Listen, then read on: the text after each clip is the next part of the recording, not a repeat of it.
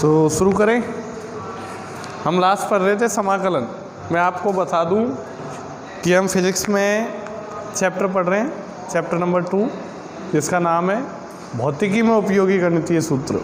ठीक है, वही चल रहा है अभी तक और ये बहुत अच्छे से पढ़ना है, क्योंकि ये जो सूत्र हैं ये पिलर है, माइलस्टोन है। किसके लिए बताओ? फिज़िक्स को सीखने के लिए। अगर ये अच्छे से आएंगे तो फिज़िक्स को समझना बहुत आसान हो जाएगा, बहुत आसान। और अगर ये क्लियर नहीं होंगे तो आगे के चैप्टर जब पढ़ेंगे बीच बीच में फार्मूले काम आएंगे तो आपके समझ ही नहीं आएगा हो क्या रहा है। मैं कह दूंगा चैप्टर 2 में पढ़ाया था ना, चैप्टर 2 में पढ़ाया था। ठीक है, तो इसलिए इनको क्लियर करना है, हैंड टू हैंड प्रैक्टिस करनी है, सब सीखने हैं, है ना। तो आगे बढ़ें। लास्ट अपन कर रहे थे समाकलन। समाकलन के कुछ फॉर्मूले मैंने आपको लिखा दिए थे, उन पे कुछ सवाल करते हैं, क्वेश्चन प्रैक्टिस करते हैं। करें? ठीक है, तो थोड़े से क्वेश्चन करते हैं। तो देखो आप, क्वेश्चन नंबर 1, आपको समाकलन ज्ञात करना है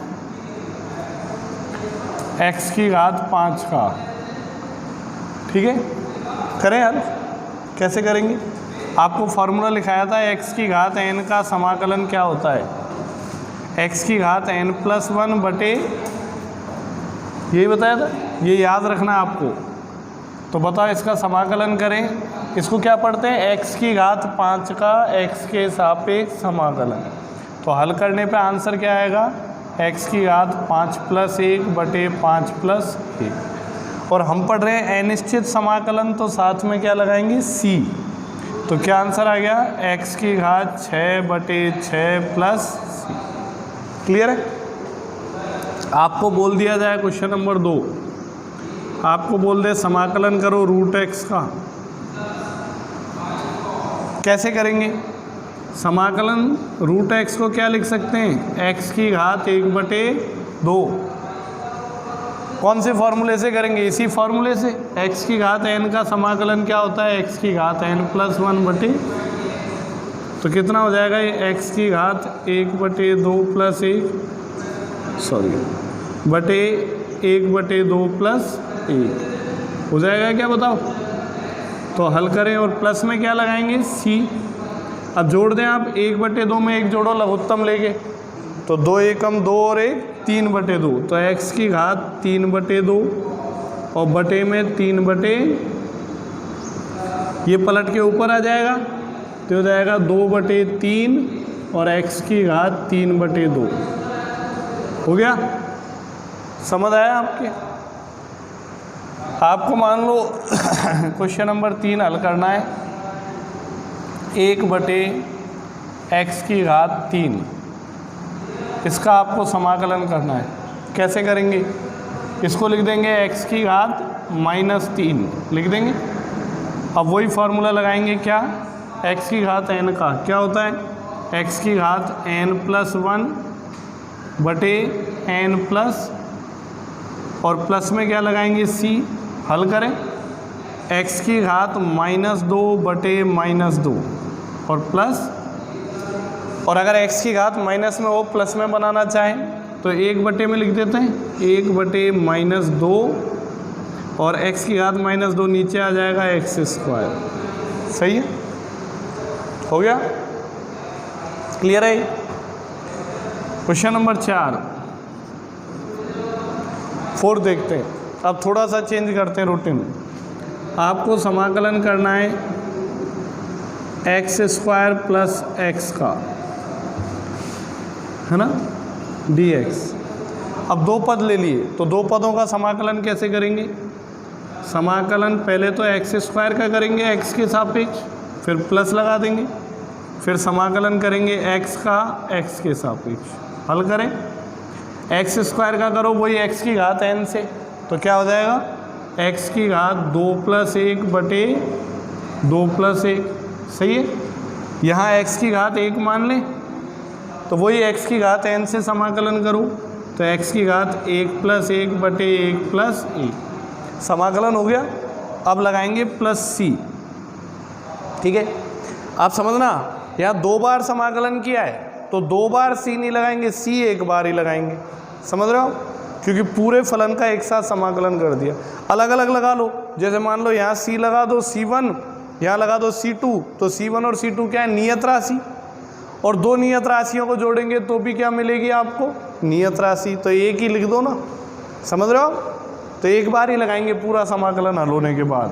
तो हल करो, कितना आ जाएगा, x की घात 3/3 और x की घात 2/2 प्लस c। समझ आया, कोई दिक्कत। आगे आओ, क्वेश्चन नंबर 5।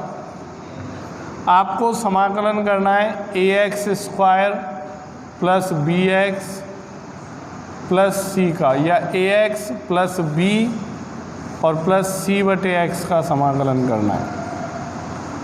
कैसे हल करेंगे बताओ। अलग अलग करेंगे तीनों का।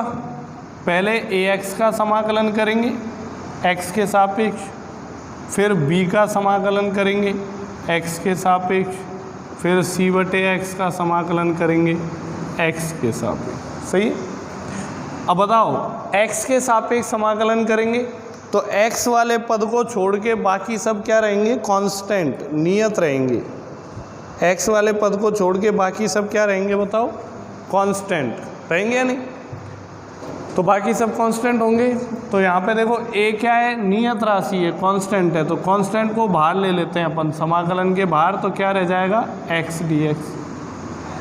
b क्या है यहाँ पे, b कांस्टेंट, कांस्टेंट को समाकलन के बाहर ले लेंगे तो यहाँ क्या बचेगा, 1, 0 नहीं बचेगा, 1। b को क्या लिख सकते हैं, b गुणा 1, b को बाहर ले लिया तो क्या बचेगा बताओ, 1। फिर आगे आओ, इधर से c को बाहर ले लेंगे तो यहाँ क्या बचेगा, 1/x और dx। सही है। अब समाकलन करें, a तो ऐसे ही x की घात 1 मान लें, x की घात 1 का समाकलन बताओ। x की घात 1 + 1/1 प्लस, यही होगा।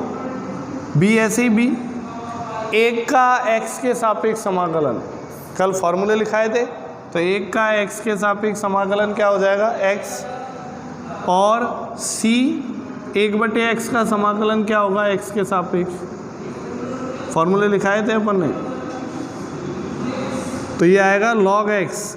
क्या बताया था बताओ, याद करो आप। अवकलन, log x का अवकलन क्या होता है, 1/x, और समाकलन विपरीत प्रक्रिया है। तो log x का अवकलन 1/x होता है, तो 1/x का समाकलन क्या होगा, log x। और प्लस में क्या लगाएंगे, c। अब c तो यहाँ काम आ रहा है पहले से ही, तो यहाँ पे क्या लगा दो, c1 लगा दो या c2 लगा दो, कुछ ऐसा। c नहीं लगा सकते, c तो पहले लिखा हुआ है, समझ रहे हो। तो कोई भी नियतांक लगाना, नाम बदल दो, c1 लिख दो।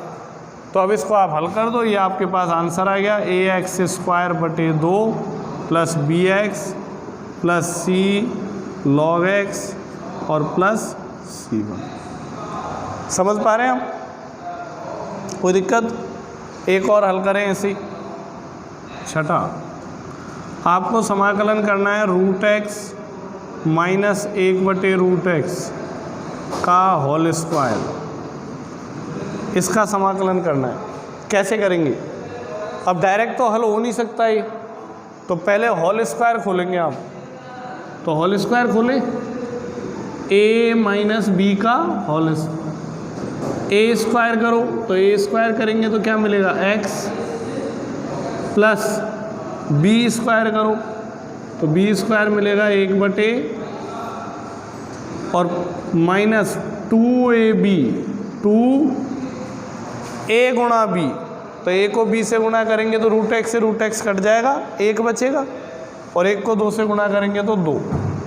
ये हो गया dx। अलग अलग समाकलन करेंगे, x का समाकलन x के सापेक्ष, 1/x का समाकलन x के सापेक्ष, और 2 का समाकलन x के सापेक्ष। सही है क्या। अब बताओ, x की घात 1 मान लेंगे तो समाकलन क्या हो जाएगा, x की घात 1 + 1/1 प्लस 1/x का समाकलन अभी अभी बताया था क्या होता है, log x।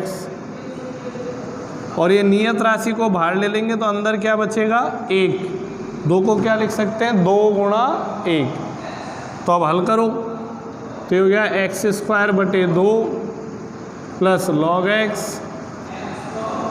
और माइनस 2x, 1 का x के सापेक्ष समाकलन, समझते हो ना, x का अवकलन क्या होता है 1, तो 1 का समाकलन क्या होगा x, फॉर्मूले याद करें आप, और प्लस में क्या लगा देंगे, तो समझ आ रहे हैं। तो ऐसे धीरे धीरे अगर आप प्रैक्टिस करोगे तो आपको ये अच्छे से समझ आने लगेंगे, है ना। जितनी ज़्यादा रिटर्न प्रैक्टिस करोगे उतना बेटर रहेगा आपके लिए समझना, है ना। आगे बढ़ें और कुछ क्वेश्चंस लेते हैं। और देखो आप,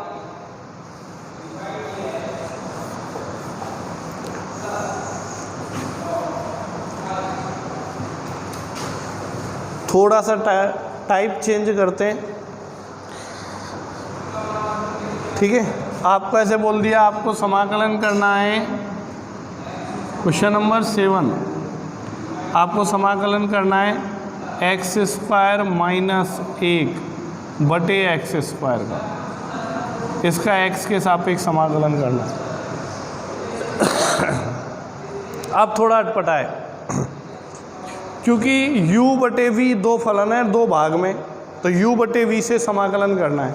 और मैंने आपको बताया था समाकलन में u बटे v का कोई फॉर्मूला नहीं होता है, नहीं होता है, फॉर्मूला कोई होता नहीं है, तो कैसे करें। तो इसको अपनी बेसिक जानकारी के हिसाब तक, अब तक जो पढ़िए ना मैथमेटिक्स, उसके हिसाब से करेंगे, सरल रूप में बदलेंगे इसको। कैसे बदलेंगे बताओ, अलग अलग बटे कर दें, तो x² के नीचे x² लिख दें एक बार, और फिर इधर 1 के नीचे भी क्या लिख दें x²। ऐसा कर सकते हैं क्या बताओ, कोई दिक्कत। लघुत्तम लेने के बाद वही आ जाएगा, लेकिन ऐसा कर सकते हैं। ऐसा किया तो x² से x² कट गया, क्या रह गया 1 माइनस 1 बटे, क्या फ़ायदा मिला इससे, सरल रूप में बदल गया। अब समाकलन आसान है, तो 1 का समाकलन करो आप x के सापेक्ष, और फिर आपको समाकलन करना है किसका बताओ, 1 बटे x² का। 1 का x के सापेक्ष समाकलन करो तो x, और 1 बटे x² का बताओ, डायरेक्ट लिखवा रखा है वैसे मैंने, माइनस 1 बटे x। और चाहो तो ऐसे कर दो, इसको क्या लिख देंगे x की घात -2, और x की घात -2 का समाकलन क्या हो जाएगा, x की घात -2 + 1 और -2 प्लस हो जाएगा, यानी क्लियर है। बाकी डायरेक्ट ऐसे भी याद रख सकते हो, मैंने फॉर्मूला लिखा है 1 बटे x² का समाकलन क्या होता है -1 बटे, समाकलन होने के बाद क्या लगा देंगे c, दोनों पदों का समाकलन हो गया तो c, क्योंकि अनिश्चित समाकलन पढ़ रहे हैं, तो x + 1 बटे x प्लस, क्लियर हुआ। आगे बढ़ें, क्वेश्चन नंबर 8, आपको समाकलन करना है 4e की घात x प्लस 3 sec² x और dx, इसका समाकलन करना है। करें, कैसे करेंगे, पहले वाले पद का करेंगे, इसमें 4 नियत राशि है, 4 को तो ले लेंगे बाहर, और समाकलन किसका करेंगे बताओ, फिर प्लस इसमें 3 नियत राशि है, 3 को ले लेंगे बाहर, और समाकलन किसका करेंगे, करेंगे नहीं, तो बताओ आंसर क्या आएगा।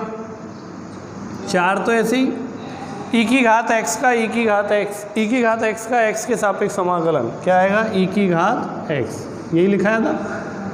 और 3 ऐसे ही, sec² x का x के सापेक्ष समाकलन क्या लिखाया था, tan x। फॉर्मूले याद करने पड़ेंगे आपको, sec² x का क्या होता है, बताया था ना, tan x का अवकलन होता है sec² x, तो sec² x का समाकलन tan x और प्लस c, क्लियर है। आगे आओ, question number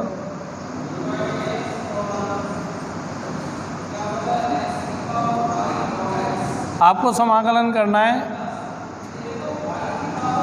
a sin x plus b cos x का x के सापेक्ष। कैसे करें, a को बाहर रखेंगे, समाकलन किसका करेंगे, sin x का, और b को बाहर रखेंगे, समाकलन किसका करेंगे, cos x का x के सापेक्ष। अब बताओ sin x का समाकलन क्या बताया था, माइनस cos x, और cos x का समाकलन क्या बताया था, समाकलन हल हो गया तो प्लस में क्या लगा देंगे, c। तो आंसर क्या आ गया, minus a cos x plus b sin x। समझ पा रहे हैं आप रफ कॉपी लेके बैठे और रिटर्न प्रैक्टिस करें सभी की साथ साथ, है ना। आगे देखो, आपको समाकलन करना है cosec स्क्वायर x बटे 3 minus sec x tan x 10 sec x tan x। इसका समाकलन करना है x के सापेक्ष। अलग अलग करेंगे, इसका अलग इसका अलग। 1/3 नियत राशि है, 1/3 को बाहर ले लेंगे। cosec स्क्वायर x का समाकलन करेंगे किसके सापेक्ष, x के सापेक्ष। फिर माइनस 10 नियत राशि है, 10 को बाहर ले लेंगे और समाकलन करेंगे किसका बताओ, sec x tan x का करेंगे x के सापेक्ष। तो क्या आएगा बताओ, cosec स्क्वायर x का समाकलन मैंने लिखा है आपको माइनस cot x, है ना। और sec x tan x का समाकलन लिखा है आपको sec x, और प्लस में क्या लगा देंगे, c। तो आ गया माइनस cot x बटे 3 और minus 10 sec x plus c, हुआ है ना। तो इस तरीके से आप समाकलन हल कर सकते हो, ठीक है। तो ये कुछ मैंने जनरल एग्जांपल्स आपको बताए, ज़्यादा टिपिकल आते नहीं हैं अपने फिजिक्स में, ऐसे ही कुछ जनरल एग्जांपल्स आते हैं, है ना। तो ऐसे कुछ जनरल एग्जांपल आपको देखने को मिलेंगे समाकलन में। आगे बढ़ें, अब रफ कर दूँ ये। तो ये रफ करने के बाद नया टॉपिक लेते हैं अब, निश्चित समाकलन।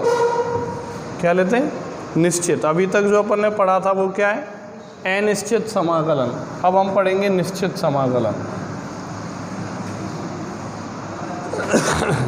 तो देखो आप, दूसरा प्रकार लेते हैं अपन, निश्चित समाकलन। अब निश्चित समाकलन का मतलब समझते हो आप। अनिश्चित समाकलन में बताया था मैंने कि प्लस c लगाया जाता है ना। c क्यों लगाया जाता है, कि जिस फलन का पुनः समाकलन किया जाए, एक बार अवकलन करने के बाद पुनः समाकलन किया जाए, तो जो नियत राशि है ना, नियत राशि वो प्राप्त नहीं होती है। तो इसके लिए क्या लगाया जाता है, c। तो जब c लगाते हैं तो वो क्या कहलाता है, अनिश्चित समाकलन। अब हम पढ़ रहे हैं निश्चित समाकलन। तो निश्चित समाकलन मतलब उसमें c नहीं लगाएंगे, ठीक है। मतलब समाकलन करने के बाद वही राशि प्राप्त हो जाएगी जो अवकलन करने पर हुई थी। समझ रहे हो आप, कोई दिक्कत। अवकलन करने पर जो मिला, यदि उसका समाकलन करें तो वापस वही मिल जाएगा जिसका अवकलन किया है। तो इसमें c लगाने की आवश्यकता नहीं पड़ेगी। तो आप पहचानोगे कैसे कि कौन सा निश्चित समाकलन है और कौन सा अनिश्चित समाकलन है, ये कैसे पहचानोगे आप। तो देखो आप ये कैसे पहचानेंगे अपन। आपको ऐसा लिखा हुआ दिखाई दे कहीं भी, ये ऐसा, इसको क्या पढ़ते हैं, इसको क्या पढ़ते हैं, y का x के सापेक्ष समाकलन, यही पढ़ते हैं, y का x के सापेक्ष। और इसके यहाँ लिखा आ जाए a और b, ये जो है इसके नीचे यहाँ बेसमेंट में a लिखा हो और ऊपर छत पे क्या लिखा हो, b, ठीक है, a और b। तो ऐसा कहीं भी लिखा हुआ दिखाई दे तो ये क्या होगा बताओ, निश्चित समाकलन। मतलब ये निश्चित मान के बीच में हो रहा है, a से b तक हो रहा है ना? तो इसको क्या पढ़ेंगे, निश्चित समाकलन। तो अपन इसको क्या पढ़ते हैं, y का x के सापेक्ष a से b तक समाकलन या निश्चित समाकलन, ठीक है।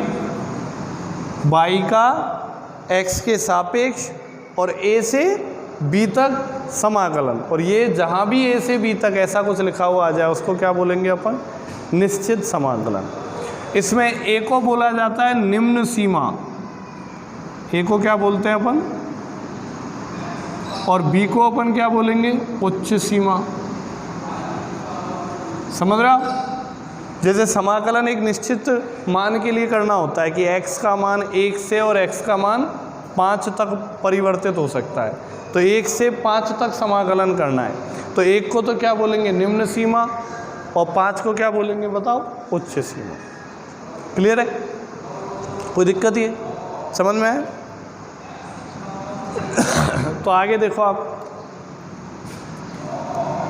कैसे करेंगे अब अपन निम्न और उच्च सीमा। इसको हल कैसे करते हैं, तरीका क्या होता है वो समझना है। तो एक एग्जाम्पल से बताऊंगा मैं, एग्जाम्पल नंबर 1। ध्यान से समझे, इसमें कोई नया फॉर्मूला नहीं है, फॉर्मूले वही लगेंगे जो पहले वाले पढ़े हैं, बस थोड़ा सा अपग्रेडेशन है, थोड़ा सा एक एक्स्ट्रा याद रखना है। जैसे मैंने आपको बोला समाकलन करना है x² का 0 से 3 तक x के सापेक्ष। ये कैसा समाकलन है, निश्चित समाकलन। कैसे पता लगा, सीमाएं लगी हुई आ गई, निम्न सीमा और उच्च सीमा। समाकलन करेंगे कैसे, वैसे ही करेंगे। x की घात n का समाकलन क्या बताया था, x की घात n+1 बटे, ऐसे ही हल करेंगे। तो करो हल, x की घात 2 का समाकलन करो, x की घात 2 + 1 बटे 2 प्लस, हो गया समाकलन। समाकलन करने के बाद ये फिर भी रहेगा, इसको क्या लिखेंगे, यहाँ लिखेंगे 0 से 3। ये निम्न सीमा है, उच्च सीमा, 0 से 3 ऐसे पढ़ते हैं। अब हल करो, ये हो गया x³ बटे 3, और सीमा क्या लगाएंगे, 0 से 3। तो यहाँ तक की प्रक्रिया तो वही है, इसमें प्लस c नहीं लगाना है, पहली बात, क्योंकि हम निश्चित समाकलन पढ़ रहे हैं। और दूसरी बात, कैसे हल करना है ये देखो आप। तो कैसे हल करते हैं कि यहाँ इस ब्रैकेट में जो भी लिखा हुआ है उसमें x वाले पद देखो, जहाँ जहाँ x होगा वहाँ वहाँ पहले तो ऊपरी सीमा लिखेंगे। इस ब्रैकेट में जहाँ जहाँ x होगा उस x की जगह पे पहले तो ऊपरी सीमा लिखेंगे। तो x की जगह लिख दें, तो x की जगह पे ऊपरी सीमा लिख दो, तो क्या आ जाएगा, ये 3 की घात 3 बटे 3।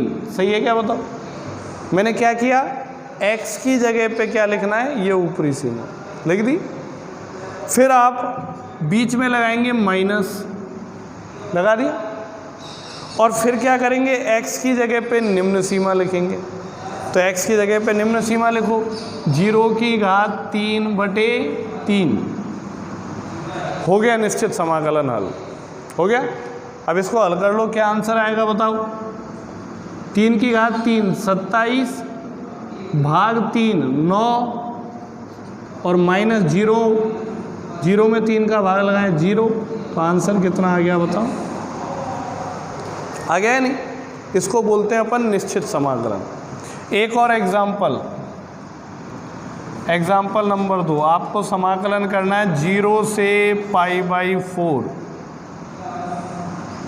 और आपको यहाँ दे दिया cos x dx। तो समझ आता है कैसा समाकलन है, निश्चित समाकलन, क्योंकि सीमाएं लगी हुई हैं।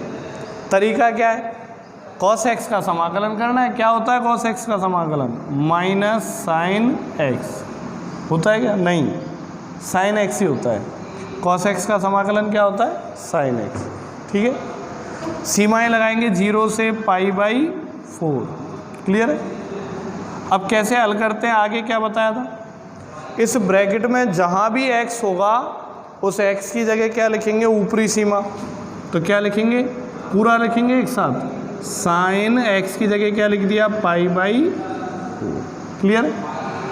फिर लगाएंगे माइनस का चिन्ह, और अब क्या लिखेंगे, x की जगह पे निम्न सीमा। तो x की जगह पे निम्न सीमा लिख दो 0। क्लियर है? π/4 का मतलब समझते हो, π/4 है रेडियन में, किस में बताओ कौन को नापा जाता है, रेडियन और डिग्री में। तो π/4 किस में है, रेडियन में। डिग्री में बदलो, तो डिग्री में बदलने के लिए क्या बताया था, रेडियन को डिग्री में बदलना है तो 180 बटे पाई से गुणा करें, पाई कैंसिल, 4 से काटा 45। तो क्या लिख सकते हैं बताओ, साइन 45 डिग्री और माइनस साइन 0 का मान क्या होता है 0, और साइन 45 का मान कितना होता है। आ गया आंसर। तो समझ आ रहा है कैसे हल करते हैं निश्चित समाकलन। ठीक है, अब देखो आगे एग्जाम्पल 3। आपको समाकलन करना है R1 से R2 तक। R1 और R2 दूरियां हैं, और किसका करना है माइनस GM1M2 अपॉन R²। कुछ याद आता है इसको देख के? ये क्या था, गुरुत्वाकर्षण बल का सूत्र पढ़ाया था आपको एक क्लास में। गुरुत्वाकर्षण बल है ना, दो कण जिनके द्रव्यमान m1 और m2 है, परस्पर अल्प दूरी पर रखें या परस्पर r दूरी पर रखें तो उनके बीच में लगने वाला गुरुत्वाकर्षण बल GM1M2 अपॉन R²। माइनस चिन्ह बता रहा है कि ये आकर्षण प्रकृति का है। तो उस चैप्टर में ऐसी चीज़ें आएंगी तो कैसे हल करोगे? चैप्टर में ऐसा लिखा आ गया तो कैसे हल करोगे? ये क्या है, निश्चित समाकलन। किसके सापेक्ष कर रहे हैं, r के सापेक्ष। तो r वाले पद को छोड़ के बाकी सब क्या रहेंगे, कांस्टेंट। g क्या होता है, कांस्टेंट होता है, सार्वत्रिक गुरुत्वीय नियतांक।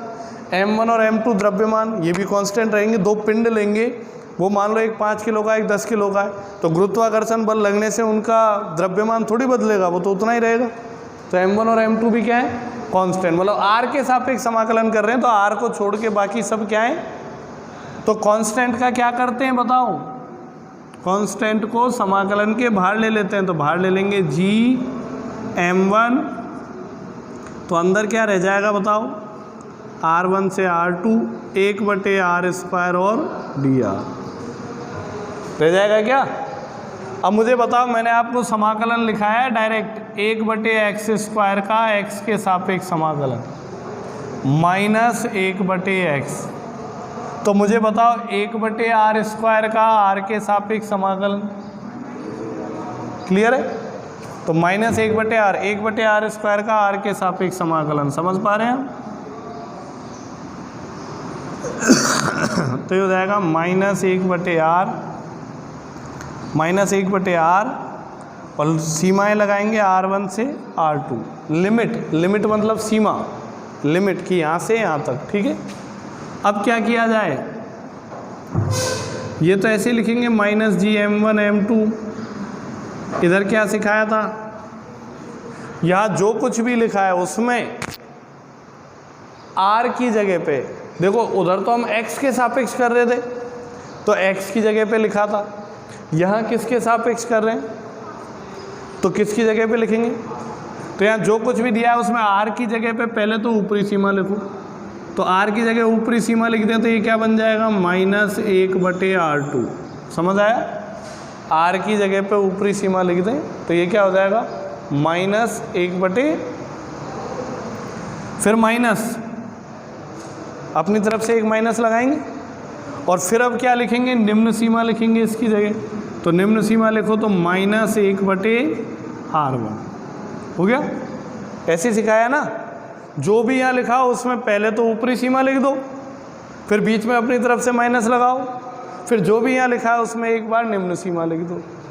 तो अब हल करो इसको, माइनस GM1M2 ये हो जाएगा minus 1/r2 plus 1/r1। Minus से अंदर गुणा कर दो तो क्या आंसर आ गया, GM1M2 1/r2 माइनस 1/r1 आ गया क्या। ऐसे हल किया जाएगा। तो निश्चित समाकलन समझ आया क्या, कुछ नया है क्या निश्चित समाकलन में? कुछ भी नया नहीं है, वही अनिश्चित समाकलन वाले फॉर्मूले आपको अप्लाई करने, अनिश्चित समाकलन वाले फॉर्मूले। ठीक है, अनिश्चित समाकलन के फॉर्मूले अप्लाई करने, प्लस c नहीं लगाना है, और दो सीमाएं आएंगी, उन सीमाओं को कैसे हल करना है, पहले ऊपरी सीमा रखना है, फिर माइनस चिन्ह लगाना है और फिर निम्न सीमा रखना है। ठीक है, ग्रुप में एक डाउट डाला गया था, उस डाउट को मैं यहाँ थोड़ा क्लियर कर देता हूँ लास्ट में।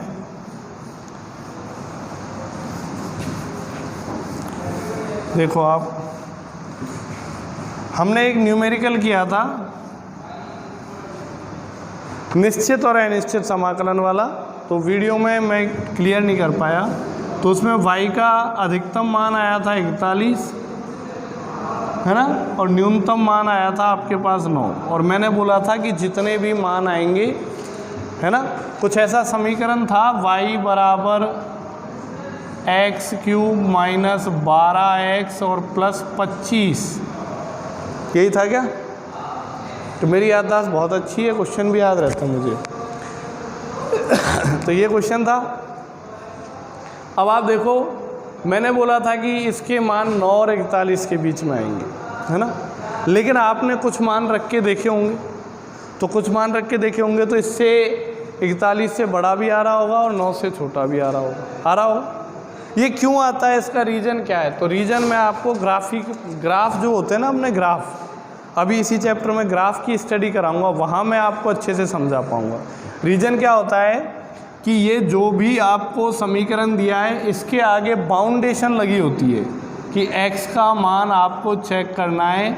ऐसे लिखा आएगा बंद अंतराल -2 से 2 में, है ना। मैंने जो क्वेश्चन लिखाया था उस क्वेश्चन में मैंने ये कमी छोड़ दी थी, मैंने ऐसे नहीं बोला था आपको कि x का मान -2 से 2 के बीच में ही चेक करना है, ये नहीं बोला था मैं, ठीक है।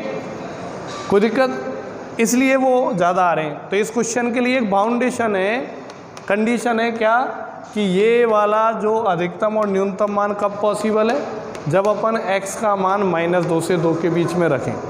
अगर x का मान -2 से छोटा और 2 से बड़ा रखेंगे तो मामला गड़बड़ हो सकता है, ठीक है। ऐसा क्यों होता है ये जानने के लिए आप ग्राफ में पढ़ोगे आप, ठीक है। ये जानने के लिए क्या पढ़ोगे बताओ? ग्राफ। तो ग्राफ की स्टडी करेंगे, अलग अलग तरह के ग्राफ बनते हैं, यूं इस तरीके से, यूं ऐसे, समझ रहे हो, आड़े टेढ़े ग्राफ बनेंगे, है ना। कोई अनंत की तरफ चला जाएगा, कोई इधर आ जाएगा, है ना। तो एक ग्राफ है जो 0 से स्टार्ट होकर अनंत तक जा रहा है। तो उसमें कैसे कैसे अधिकतम और न्यूनतम मान पता किए जाएं, तो वो एक स्पेसिफिक रीजन में, एक विशेष क्षेत्र में ज्ञात किए जाते हैं और उस क्षेत्र की सीमाएं यहाँ लगाई जाती हैं कि इतने से इतने क्षेत्र में ही आपको पता करना है। तो आपको जो x के मान रखने होते हैं वो उसी क्षेत्र में रखने होते हैं। अगर इसके अलावा रखोगे तो आपका आंसर क्या आएगा? गलत आएगा। तो ये जानने के लिए आप इंतज़ार करें, इसी चैप्टर में टॉपिक पढ़ाएंगे क्या? ग्राफ, स्टडी ऑफ ग्राफ, आलेख का अध्ययन, कैसे ग्राफ को पढ़ा जाता है।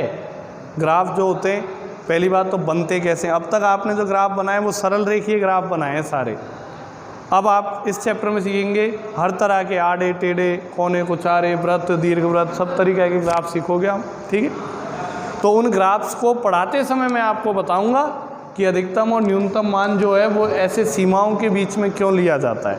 अभी समझ नहीं आएगा तो इस क्वेश्चन को आप होल्ड करें, मैं ऑटोमेटिक बता दूंगा जब आएगा तब, ठीक है।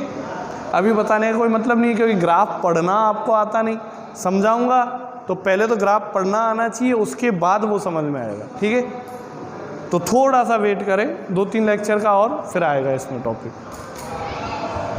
तो बहुत है आज के लिए।